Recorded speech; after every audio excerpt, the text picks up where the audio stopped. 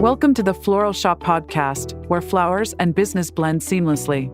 Join our journey to uncover the secrets of elite event designers and get insights into the art of running a successful floral shop. Here is your host, Ziv Raviv.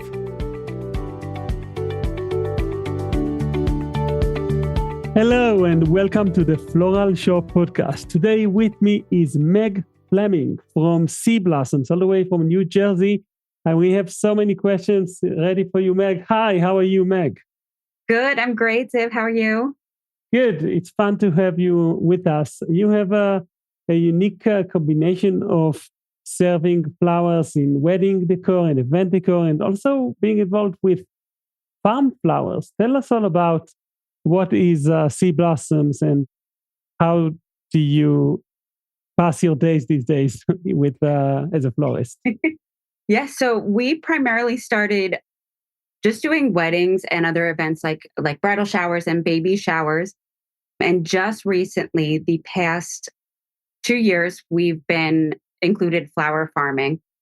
So we're learning a whole ton, making a lot of mistakes, but it's been really great to then be able to include this new extra bit to our company where we can start seeds, watch them grow, cut them, and then include them in our very own events. So, a lot of time at the farm. And then we do about 15 to 20 weddings a year. So how did you get started with the farm? Like, did you know where you're going with it? Did you have a plan? What was the first few steps? There was no real plan in the beginning. We were just going to start a couple trays of seeds and see what happened. And then an old classmate of mine introduced me to a produce farmer that lives locally. And we began growing seeds in his greenhouse. And then he offered an entire half-acre field to grow in. And then this turned into this beautiful kind of mentorship, friendship that allowed us to kind of learn from him. And he's learning from us since he doesn't grow flowers. And it's become this beautiful symbiotic relationship. So it's been really fun to learn and start to incorporate that into different sales channels for us. So you basically go into this situation where you plant seeds and you know what you'll be getting. You have control over even the colors of what you'll be getting? Yes. So we spend a lot of time in the off season, starting in fall, choosing this specific varieties, specific colors, and kind of base them around some of our weddings and some of what other florists are looking for. And then also retail customers, whether they're looking for brighter colors, and our florists and our own clients are looking for more muted palettes. So you basically plan the season based on the colors that you feel like will be useful for you. And what were some of the obstacles you had to go through with farm flowers? So the first year of us officially growing in that half-acre field, we had quite a lot of problems with pest pressure. We had quite a lot of problems with disease. We had started a half-acre, which most people never start with that. They start with 1 or 2 different varieties. They learn, and then they expand from there. We kind of just jumped headfirst.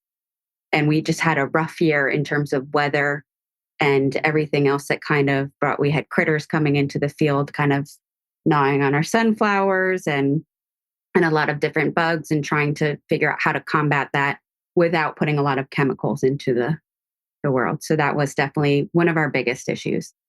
Is that something you go into and you need to spend a lot of money? What's the entry point, the entry price? So you could go a number of different routes. For us, we didn't invest a major amount of capital into the farm. Most of our price went into purchasing the seeds. We did purchase dahlia tubers, which are a pricier item, and then a little bit of amendments to soil and things like that. So it kind of depends on where you're going. But for our seed products, we were under about $500 for that. And then when you added on the dahlia tubers, another $300. And then pricing just kind of trickles in from there. So reasonably, like a reasonable amount of money that you can take a risk with. Worst case, one less vacation a year type. And how tasking is it in terms of your day to day, your hours that you spend on your farm to grow your flowers? So day to day, when we're in our harvest season, we're harvesting about 3 times a week.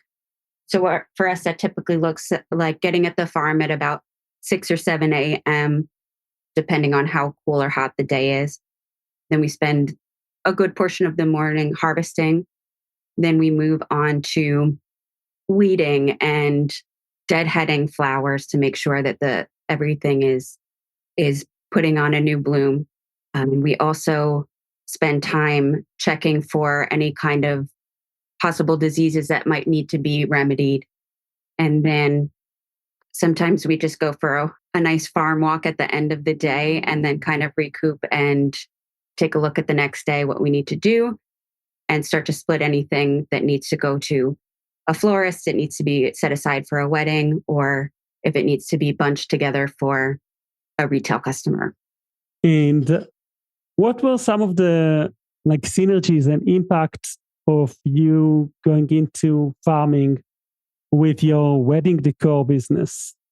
So one of the biggest things that came into the company when we began to farm is the idea of kind of scaling back on the weddings and making them more meaningful, more impactful by including so many more local flowers. We are starting to use a lot more other local growers rather than shipping in from all over the world, which we still do for items that somebody really wants or we just can't simply get around here.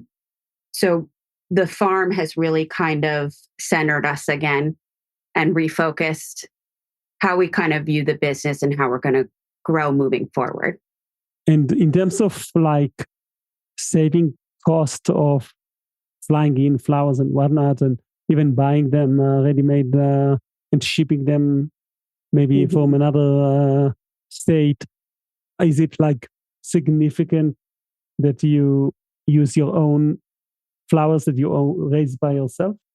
I would say yes. I think we're learning that some crops, some specific flowers that we grow might not be profitable for us. So the following year, we won't use those. And that's just a learning aspect. But for the most part, everything that we do, it's just offset by our own labor and working efficiently, trying to do things as quickly as we can without losing the quality. So it definitely helps. You're not paying for the transportation for that item to arrive. You're not paying for the middleman of, say, a flower rep to then bring it from all of these farms that stops at their location and then comes to you. So it is definitely a cost saver for both ourselves and our customers. Do you also have a front where people can walk in and see what you do or see the farm, or do you just sell online on your website? So we are not retail. We don't have a shop that people can come into. We will do one-off, what we call pop-up markets, where we'll rent out a space in town and just have a little event where we sell some of our florals. And then mostly it's online. And then our wedding customers find us through either our website or Instagram or one of our preferred vendor lists at a venue that they've booked. So what would you say your vision is for Sea Blossoms? Where do you want it to evolve in the next year or two? Yeah, so we're actually in the final stages of a major rebrand. We're kind of paring back on the number of weddings that we do so we can really provide even better customer service for those clients, that we're there for them all the time, that we can spend the meaningful time with them. And we're looking to expand the farm to one day own our own property. We are on our friend's private property. So very excited to really dig into the farming. That's kind of been something that both myself and my staff are really, really focused on. Speaking of your staff, it's actually my next topic. Tell us, how big is your staff and what type of roles do you have to manage Sea Blossoms? Yep. So right now we are a super tiny staff. I have one full-time designer and grower. So she's kind of got her hands in every bit of the business except for the boring stuff like bookkeeping. So she works both on the farm in terms of harvesting, seeding, prep, design, planning, and then also comes into all of our weddings for the actual design set up on the day. And then for the most part, the rest of my staff is either one very part-time person who is kind of learning the ropes as she's starting. And then I also include freelance designers that I bring on as needed for events. And what type of activities do you partake in marketing? Like, what do you do to find the client? So for marketing, currently we typically use social media. I have taken a break from social media for a while to again kind of take a step back and revisit it with authenticity. So we will be using some marketing on social media. We haven't been doing any paid advertising, which I will be kind of looking at. But our email marketing is where I'm looking to expand and grow and where a lot of our kind of sales ads are going. Do you stay in touch these days with clients? Like after the wedding is over, I'm obviously they're not going to need another wedding flower wedding decor for a while, hopefully for forever. But do you have anything that like to encourage them to remember the brand and keep you top of mind? So that's a really great question. Some of our clients do say goodbye after the wedding, and we occasionally touch base on social media, just a simple hello or congratulations on a big life event. But most of our clients do stay in touch with us. I do have one of our very first brides that has still come back to us for every one of her kids' birthdays, their christenings, their baptisms. And then I have what I call an email workflow that I send out to each client after their wedding, sometimes just to say, hope you're enjoying your honeymoon, an anniversary email, and I put in information that connects with them. So it's personal. It's not just a one size fits all. So that I've found is a really nice way to touch base, especially with a client that I haven't heard from in a while. How far will you drive for decorating a wedding? So the farthest I think we've gone is about 3 hours. Currently, most of our weddings are about a half hour to an hour drive, but we are willing to travel if we're the right fit for the client. And like, where will you get to with 3 hours? 3 hours. So that's mostly like the tri-state area. So New Jersey, New York, and Pennsylvania. We do have this really, really fun wedding that's about 2.5 hours into Pennsylvania that we're looking forward to. It's actually one of our vendor friends that's getting married. So that's really exciting. Do you remember how you get started with flowers? What's your starting story? Yes. So my best friend of 40 years was getting married, and I offered to just help with some of the actual decor, nothing with the florals. And she had an acquaintance that was doing the floral design. So I just jumped in and started to help and realized that this was the creative outlet that I think I was looking for a long time. And so after the wedding was over, she was very happy. And she said, you two should go into business together. And so that's how we started the company. And then it kind of grew from there. We started out in a tiny little 200 square carpeted studio behind my little beach shop that I owned, and learned as we went and expanded into a much larger space. And That's really beautiful. So, what's the hard part for you in Sea Blossoms? so today is actually this week is a good example. So I priced out a wedding and very excited about it, and it's going to be beautiful. But as I'm getting florals in from my floral, like the floral company, we see a lot of problems with quality, with the wrong color coming in or an item not coming in at all. And so it's a lot of shifting designs and shifting and becoming adaptable, which we've learned to do, but it's still a very frustrating place where you're kind of scrambling to pull all of these pieces together because I don't have them growing on the farm at the moment, or they're not available seasonally in our area. These type of last minute supply chain problems with flowers can be super hard to solve, especially if you find out like just on the very last stretch of days before the event. And it can be pricey to solve them as well. However, sometimes the clients actually are quite too busy to notice these type of things. So, like, how do you usually tackle these type of situations? So in my contract, I do have a substitution clause, and I am very transparent with that at the very beginning with my clients, that when I present them the mood board, I say, this is the overall feeling that we're going to go for. I'm going to design it to the best of my design skills and the highest quality that is available to me. But just so that they know they might not get this specific rose, I might have to make adjustments. And then on the back end, I have an amazing rep for when I do purchase flowers through another location. And she's fantastic at trying to, if something doesn't arrive properly, she usually can find me something that's amazing and fits with the design. So there is ways around it. It's just that momentary frustration of trying to work through it to complete the design for the client. Tell me something about your weekly offers. Like you offer some of your farm products through like a weekly bouquet service or a bi-weekly bouquet service or specifically a dahlia bouquet share. How well received is that option, and what's the advantages of making these type of offers?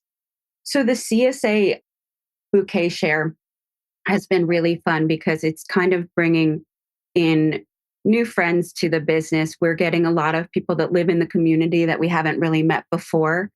We're currently in the process of designing a really adorable little refrigerated pickup location at our studio so that we can be at a wedding and a customer can come and they can be late outside of the pickup hours. They could send somebody else and it'll be there for them to then just grab their bouquet and go home. If for some reason they can't pick it up that day, we can always have it there for them the next day. So that's a really exciting addition to our CSA program.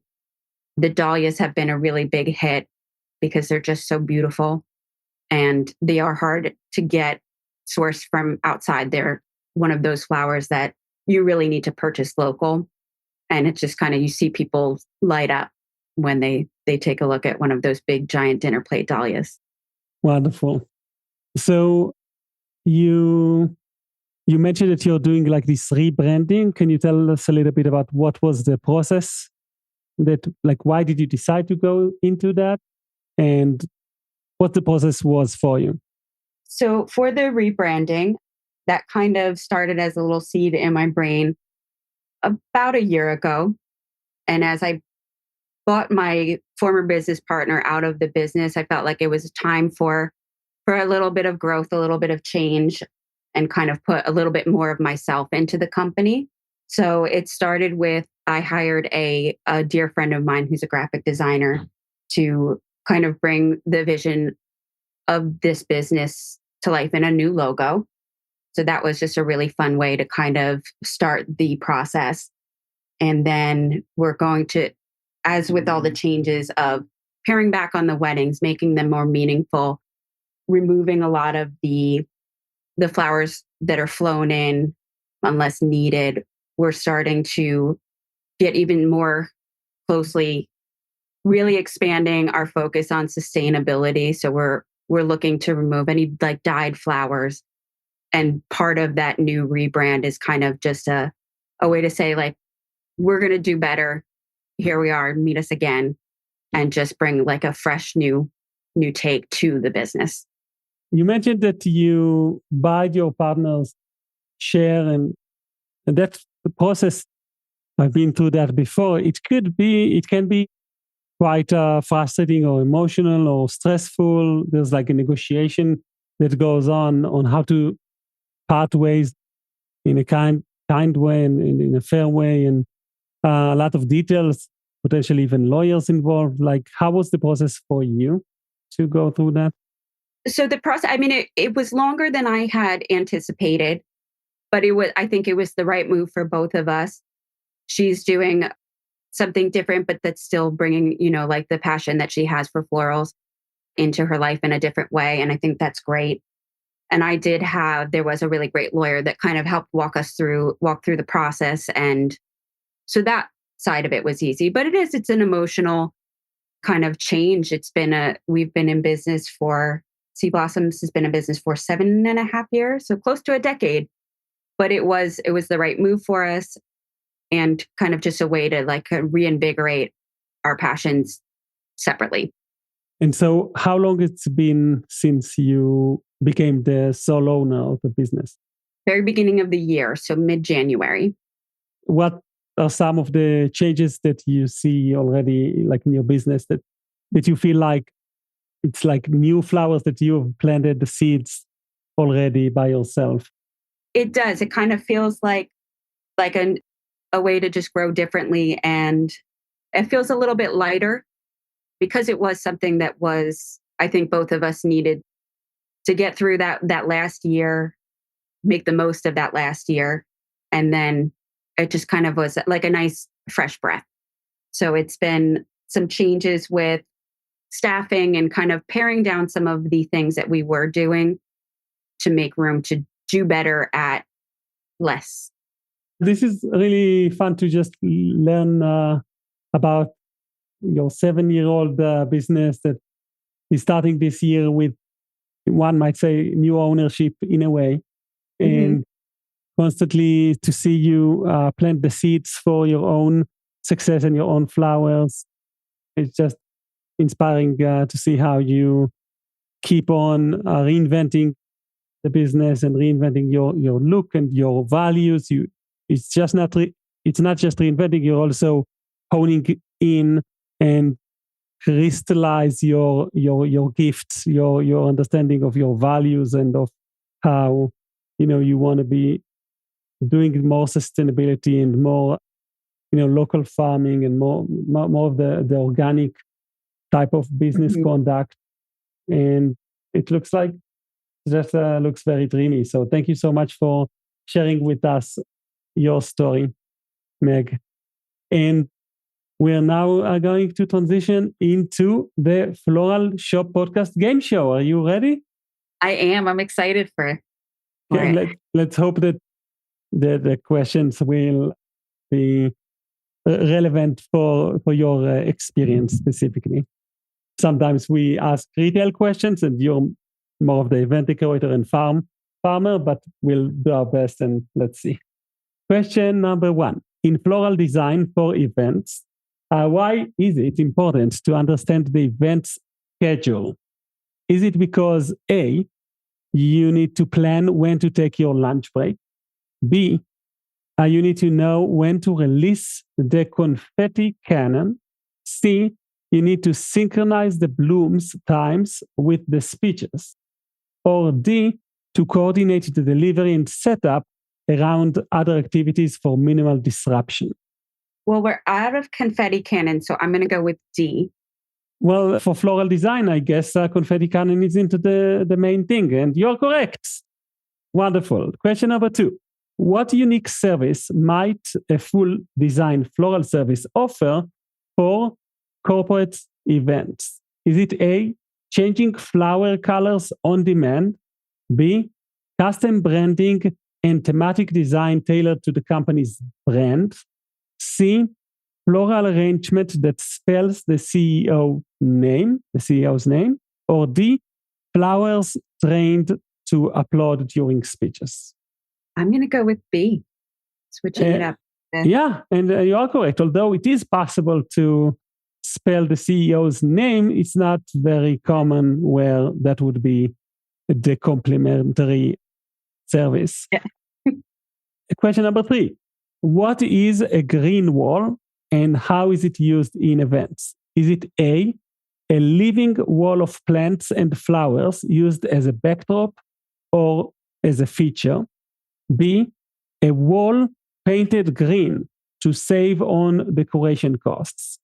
C, a digital screen showing images of plants? Or D, a camouflage technique for hiding the catering setup?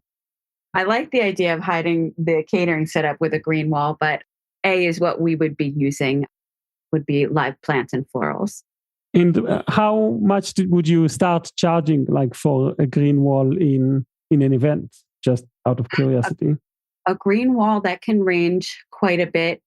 So I'd say typically for a whole wall, usually starting at about $3,500 plus. Nice. And we've heard like that they can go up to even like $10,000 or $12,000. Yeah, depending on what they use, how large they want to go, how grand. Of course. Question number 4. What advantage does sourcing flowers directly from a farm offer to event planners? Is it A, the thrill of the farm visit? B, better prices and fresher blooms?